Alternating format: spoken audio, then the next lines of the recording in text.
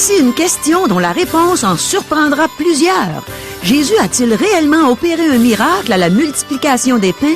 La parole de Dieu va nous donner une réponse qui fera grandir notre foi aujourd'hui à l'émission À travers la Bible.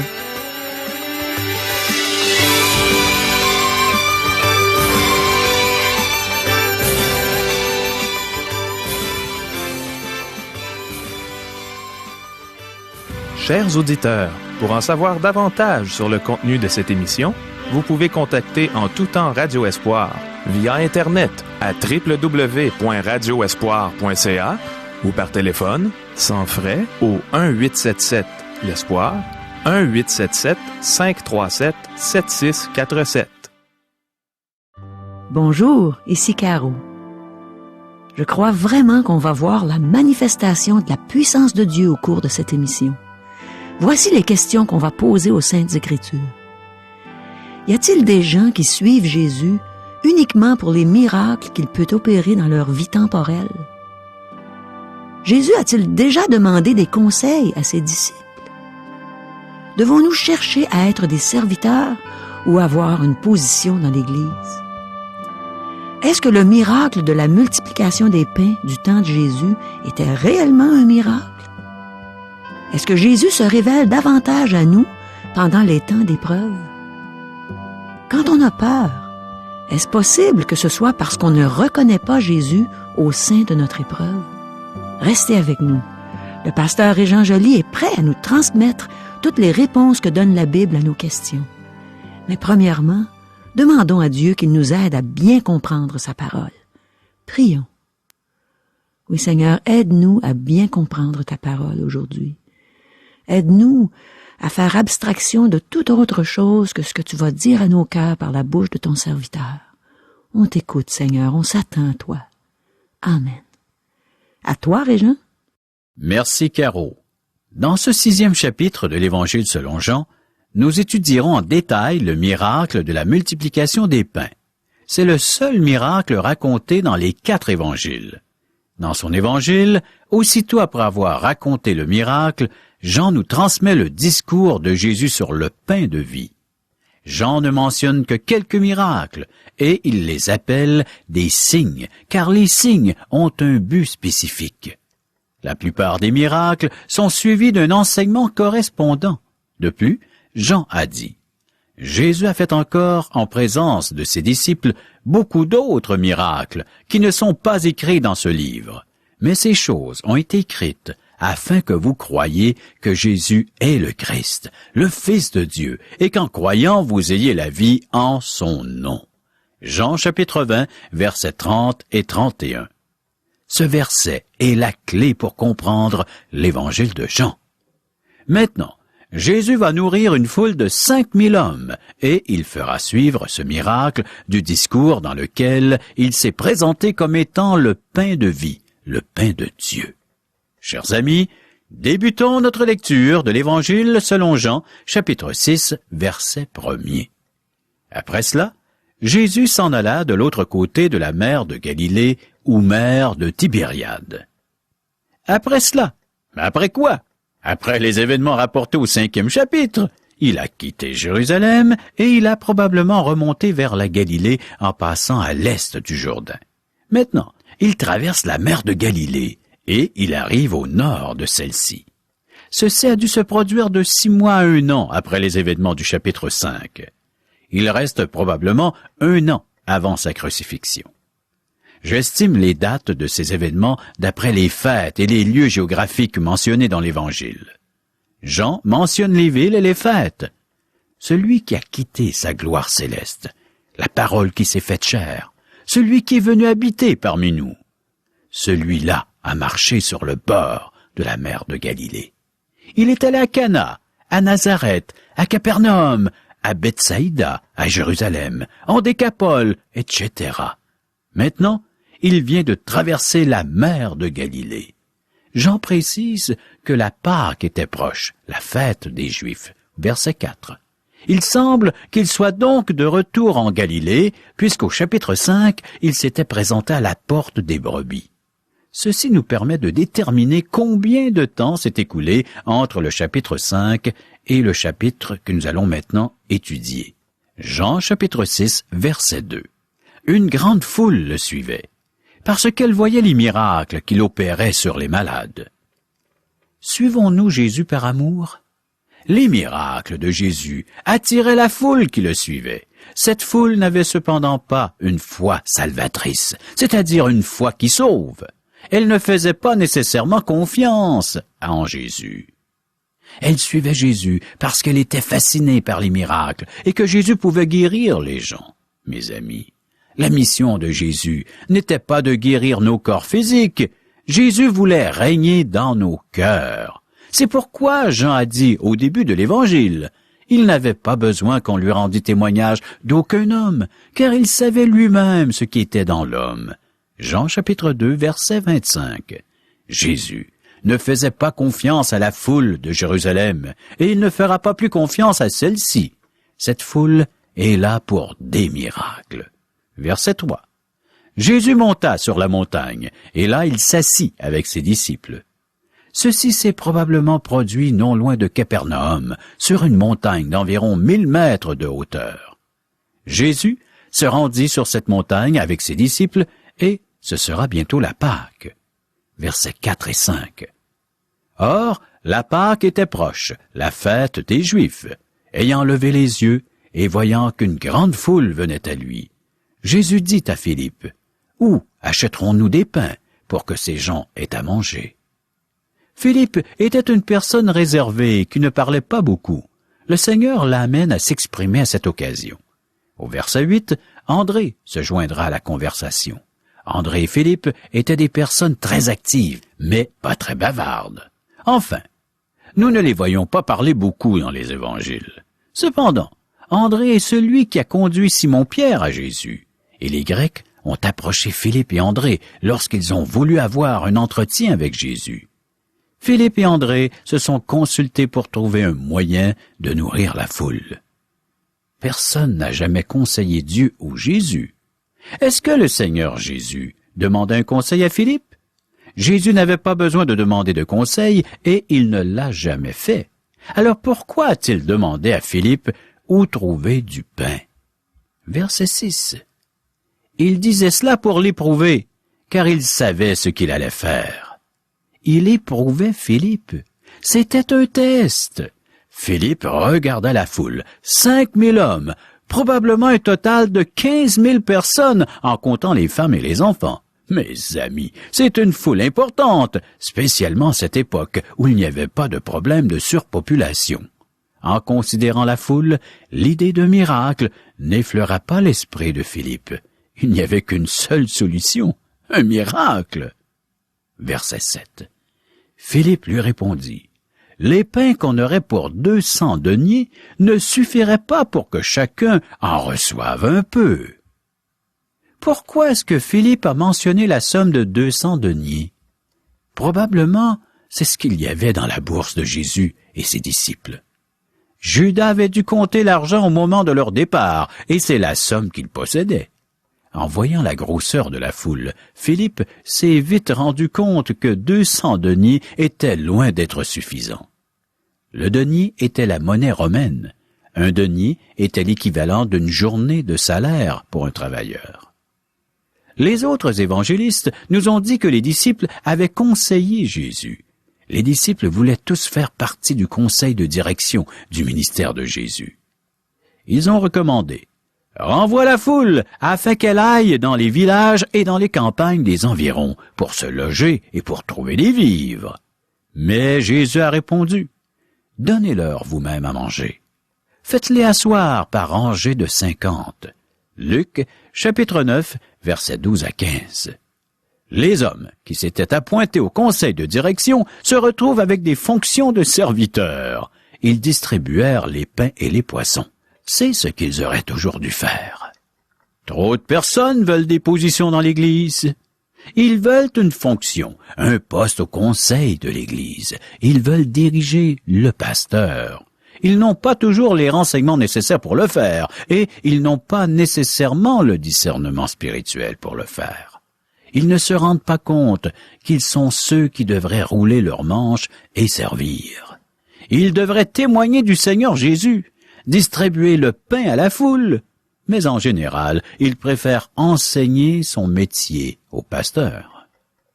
Tout ce que Philippe peut dire, c'est qu'ils n'ont pas d'argent pour acheter du pain. Puisqu'André est avec Philippe, il place son mot. Versets 8 et 9. Un de ses disciples, André, frère de Simon-Pierre, lui dit, « Il y a ici un jeune garçon qui a 5 pains d'orge et 2 poissons. Mais qu'est-ce que cela pour tant de gens? » André avait circulé dans la foule et fait l'inventaire des provisions disponibles. Les inventaires sont importants, j'imagine, mais rarement très utiles. Donc, Philippe et André font leur rapport. Philippe souligne le fait qu'il n'y a pas suffisamment d'argent, et André rapporte que la seule nourriture disponible, c'est 5 pains et 2 poissons. Ce n'étaient pas nos grosses miches de pain commercial. Ce devaient être plutôt des petits pains de la grosseur d'un pain hamburger.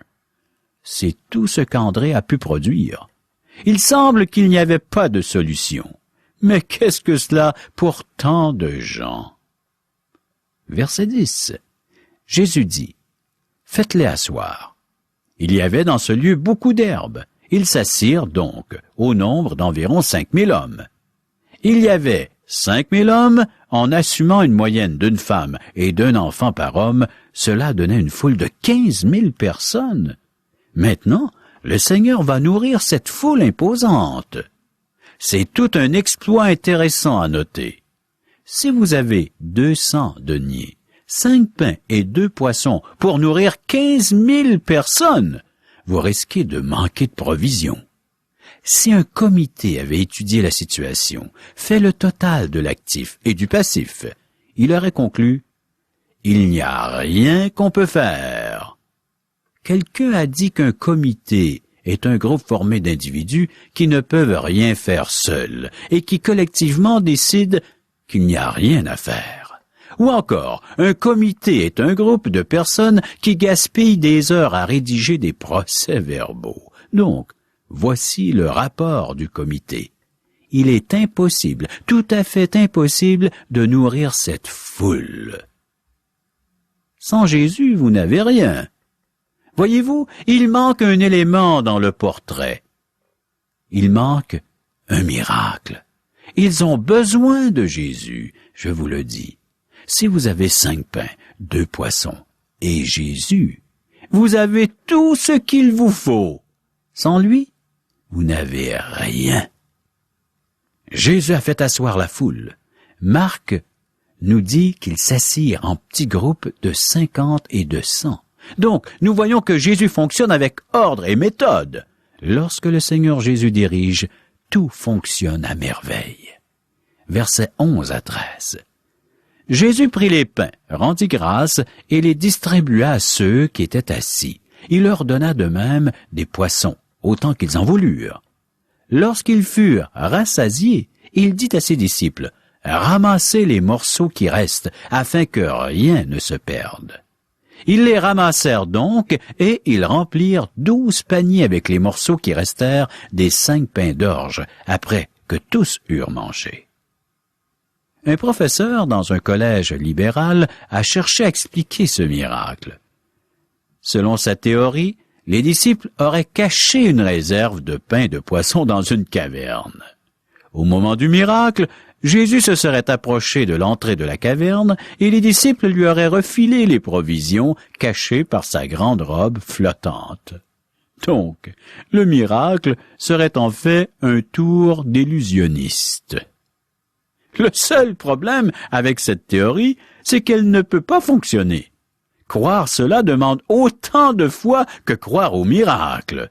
Premièrement, quelle boulangerie aurait pu produire une si grande quantité de pain à l'époque, et où aurait-il pris la quantité de poissons requise pour simuler le miracle? Je doute que l'odeur du poisson aurait pu être masquée. Cette théorie ne fait qu'étaler l'incrédulité du professeur. Elle n'explique rien et ne prouve rien. L'explication évidente est qu'il y a eu un miracle. Lorsque Jésus est présent, cela est suffisant. En fait, il te reste 12 corbeilles de pain. Ceci prouve que la foule fut rassasiée. Les gens ne mangeaient pas toujours à leur faim à cette époque. Il se peut qu'il y en ait eu dans cette foule qui avait mangé à leur faim pour la première fois depuis fort longtemps. Lorsque Jésus fait quelque chose, il le fait bien. Versets 14 et 15. Ces gens, ayant vu le miracle que Jésus avait fait, disaient « Celui-ci est vraiment le prophète qui doit venir dans le monde. » Et Jésus, sachant qu'ils allaient venir l'enlever pour le faire roi, se retira de nouveau sur la montagne, lui seul. La foule reconnaît que Jésus est le prophète, le Messie promis, en voyant ce miracle. Mais elle suit Jésus parce qu'il fait des miracles. Pour s'éloigner de cette foule, je ne serais pas étonné que Jésus ait eu à faire un autre miracle. Jésus s'est éloigné de la foule, car elle voulait le faire roi. Il se retira sur la montagne. Mais Jésus, n'était-il pas roi? Oui, il était roi. Mais ce n'est pas de cette façon qu'il devait monter sur son trône. Cette foule n'aimait pas Jésus ni le Père. Elle cherchait son intérêt politique. Elle désirait être libérée du joug de Rome. Et dans ce dernier miracle, ils cherchaient à rassasier leur faim physique. Versets 16 à 21. Quand le soir fut venu, ses disciples descendirent au bord de la mer. Étant montés dans une barque, ils traversaient la mer pour se rendre à Capernaum. Il faisait déjà nuit, et Jésus ne les avait pas encore rejoints. Il soufflait un grand vent, et la mer était agitée. Après avoir ramé environ 25 ou 30 stades, ils virent Jésus marchant sur la mer et s'approchant de la barque. Et ils eurent peur. Mais Jésus leur dit, « C'est moi, n'ayez pas peur. » Ils voulaient donc le prendre dans la barque, et aussitôt la barque aborda au lieu où ils allaient. Les autres évangiles nous apprennent que Jésus a fait monter ses disciples dans la barque afin qu'ils se rendent de l'autre côté de la mer de Galilée. Jésus éloigne ses disciples de la foule qui pense à établir Jésus roi. Le royaume que la foule entrevoit et celui que Dieu a planifié sont deux choses différentes. Jésus se hâte d'éloigner ses disciples de l'influence de la foule. Ensuite, il est allé prier sur la montagne à l'écart de tout le monde. Jésus se révèle davantage à nous pendant les temps d'épreuve. Jésus est venu vers eux pendant la tempête. Il en fait encore autant aujourd'hui. C'est souvent lorsque tout est contre nous et que plus rien ne semble fonctionner que Jésus vient à notre secours. Il se révèle davantage à nous pendant les temps d'épreuve et de douleur. Je ne sais pas pourquoi il attend à minuit lorsque les vagues sont à leur plus fort. Peut-être est-ce parce que c'est seulement alors que nous sommes disposés à écouter ce qu'il veut nous dire.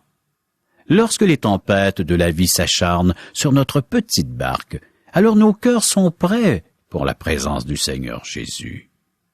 Et aussitôt la barque aborda au lieu où ils allaient. C'est probablement un autre miracle, à moins que Jean ait voulu dire qu'ils ont atteint l'autre rive sans tarder, car la mer était maintenant calme. Ou encore, c'est peut-être le langage de l'amour, avec Jésus dans la barque. Le voyage n'a plus semblé long. La journée fut riche en miracles. Jésus nourrit la foule, marcha sur l'eau, fit marcher Pierre sur l'eau et calma la tempête. Tous ces détails proviennent des 3 autres évangiles. C'est en les comparant que nous obtenons tout le portrait de cette journée bien remplie. Jésus vint vers les disciples en marchant sur l'eau. Leur première réaction en fut une de peur et la suivante en fut une d'étonnement. Puis il monta vers eux dans la barque et le vent cessa. Ils furent en eux-mêmes tout stupéfaits et remplis d'étonnement, car ils n'avaient pas compris le miracle des pains, parce que leur cœur était endurci. Marc, chapitre 6, versets 51 et 52. Ceux qui étaient dans la barque vinrent se prosterner devant Jésus et dire « Tu es véritablement le Fils de Dieu ». Matthieu, chapitre 14, verset 33. Les 4 évangiles nous racontent cette journée, et les disciples reconnurent que Jésus était vraiment le Fils de Dieu. C'est ce que Jésus désirait qu'ils comprennent, car le lendemain serait aussi une dure journée à sa façon. En effet, dans la prochaine émission, nous verrons que Jésus devra faire un triage parmi ses disciples. Certains le suivent parce qu'il fait des miracles. Ils suivent Jésus et veulent le faire roi parce que cela serait dans leur intérêt. Tout comme des personnes peuvent avoir intérêt à appuyer un parti politique. Mais Jésus est le Fils de Dieu, envoyé par le Père pour lui ramener une famille nombreuse. Jésus veut régner dans les cœurs. Donc, le lendemain, lorsque la foule le retrouvera et reviendra à lui, il parlera de la nature spirituelle de son royaume, et plusieurs se retireront et cesseront de le suivre. C'est ainsi qu'il fera le triage, en expliquant et prêchant la vérité. Ceux qui ne sont pas disposés à aimer Dieu ne voudront plus le suivre. Je vous invite à bien lire ce 6e chapitre de l'Évangile selon Jean d'ici là, mes amis. Les miracles vus aujourd'hui nous montrent que Jésus peut répondre à nos besoins, nous guider et nous secourir. Dans l'Évangile selon Matthieu, chapitre 6, verset 33, Jésus a dit que si l'on cherchait premièrement son royaume et sa justice, il pourvoirait à tous nos besoins. Il le peut. Voyez comment il a nourri la foule. Il peut nous guider. La foule voulait faire de Jésus un roi selon leur concept de qui devait être le prophète ou le Messie. Elle voulait un roi politique. Leur enthousiasme aurait pu contaminer les disciples de Jésus. Alors il s'est dépêché de les faire monter dans une barque et de les envoyer de l'autre côté de la mer pendant qu'il a renvoyé la foule. Finalement, nous voyons aussi que Jésus est au contrôle des éléments de la nature. Rien ne peut nous arriver qui empêcherait le plan de Dieu de s'accomplir. Chers amis, nous pouvons aller de l'avant dans la volonté de Dieu en toute confiance. Nous vous encourageons à lui faire confiance. Là où vous vous trouvez, dans la situation dans laquelle tu te trouves, tu peux lui faire confiance. Jésus réclame cette confiance. Il veut régner dans ta vie au niveau du cœur. Ouvre-lui ce cœur et permets-lui d'y investiguer sa vie dans la tienne. Et tu verras les grands changements. Tu verras que lui seul peut calmer ton âme et apporter la paix. Pendant que la foule recherche des miracles, toi, recherche le miracle des miracles, celui de transformer ta vie, celui que Dieu va accomplir au niveau de ton cœur. C'est là le principal besoin de l'homme, d'être régénéré, de recevoir un nouveau cœur et par le fait même une nouvelle vie. Voilà le miracle que Jésus-Christ est venu accomplir ici-bas sur cette terre. Peu importe où tu te trouves, peu importe la situation dans laquelle tu es, Jésus peut accomplir ce miracle. Il n'attend que ta demande. Il n'attend que ta confiance. Crois en lui et tu auras la vie éternelle. Oui, repens-toi de tes péchés et tourne-toi vers Jésus afin qu'il te donne cette vie. Chers amis, prochaine émission, Jean chapitre 6, versets 1 à 21. Oh, merci beaucoup, Régent. Comme c'est réconfortant de réaliser à quel point on peut compter sur Dieu dans tous nos besoins. De savoir qu'il est toujours là pour guider et secourir ceux qui vont à lui par la foi. On a vu aujourd'hui que Jésus est même au contrôle des éléments de la nature.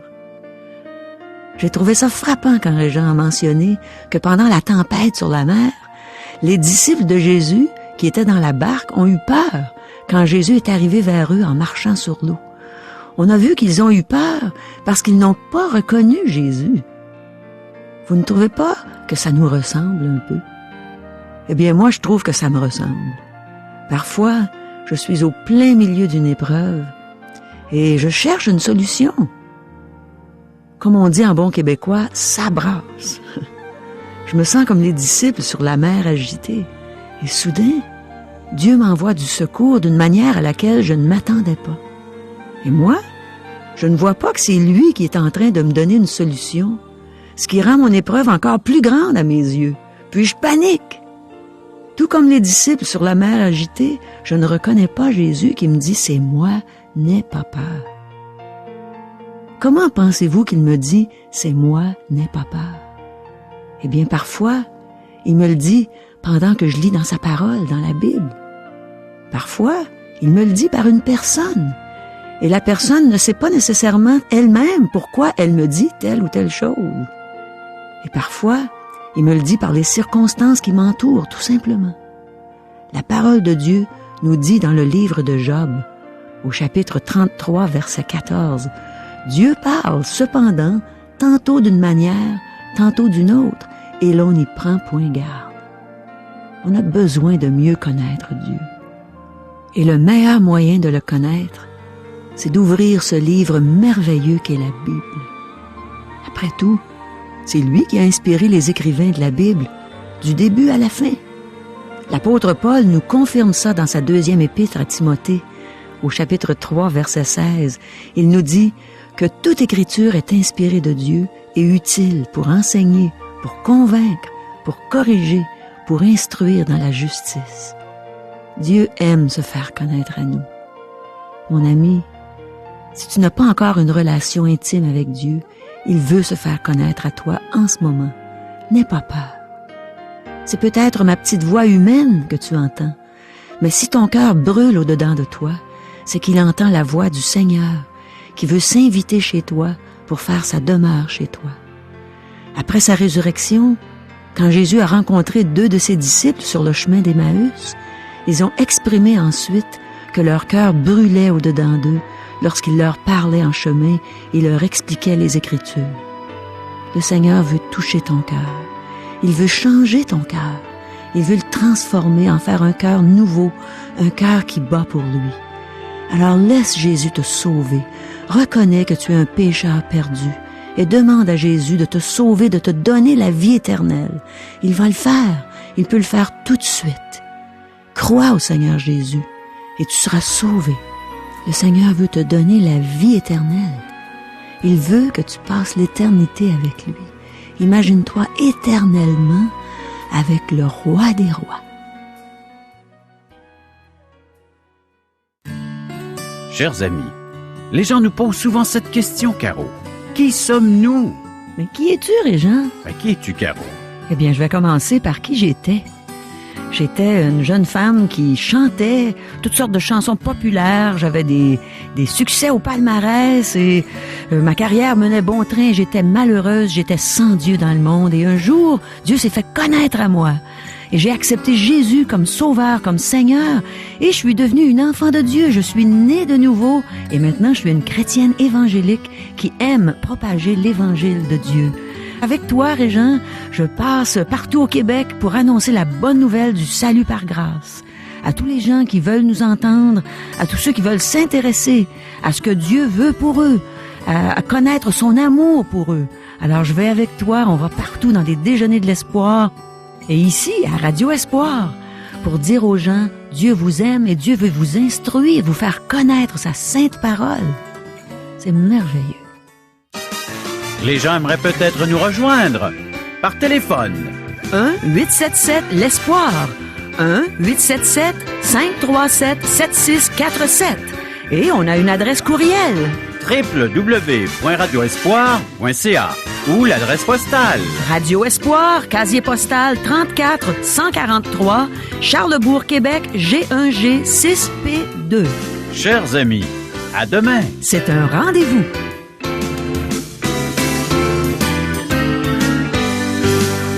Cette émission vous a été présentée par Radio Espoir.